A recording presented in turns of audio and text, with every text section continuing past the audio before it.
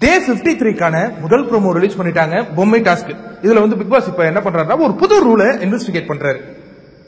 வெளியில இருக்கிறவங்களும் கேம்ல பங்கெடுக்கலாம், தடுக்கலாம் அப்படின்ட்டு மஞ்சரியின் பொம்மையை காப்பாற்றுவதற்காக ஒரு நாள் முழுவதும் திட்டத்திட்ட காத்திருந்த ஜாக்குலின் தான் இப்ப மஞ்சரியை தடுத்து நிறுத்தி கொண்டிருக்கின்றார். கூடவே வந்து சௌந்தர்யா இருக்கிற அந்த காட்சிகளை பார்க்கிறோம். இதே மாதிரி பரபரப்பான காட்சிகள் எல்லாம் போயிட்டே இருக்கும்போது ஒரு பயங்கரமான ஒரு ஃபைட் ஏற்படுது. திடீர்னு என்னன்னா ரயான் அப்படி குதிச்சு போய் பலார்னு அடிக்கிறதுக்கு போயிட்டாருங்க. யாருன்னு பாத்தீங்கன்னா ராணவ. உடனே ராணவ வாடா வாடா அப்படின்னு அவரு ஆக்ரோஷமா போக அந்த இடமே வந்து ஒரு பயங்கர ஒரு அதிரி புதிரியான நிலைக்கு மாறுது.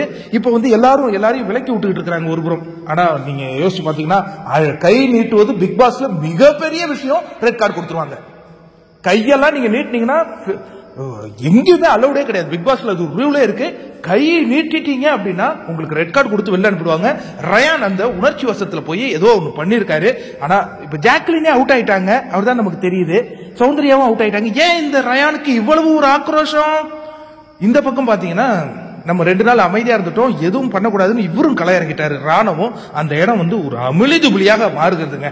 இப்ப கடைசி அந்த ப்ரோமோ முடியும் போது ஜாக்லின் கேக்குறாங்க ரயானை பார்த்து, ஏன்டா கை நீட்டுற?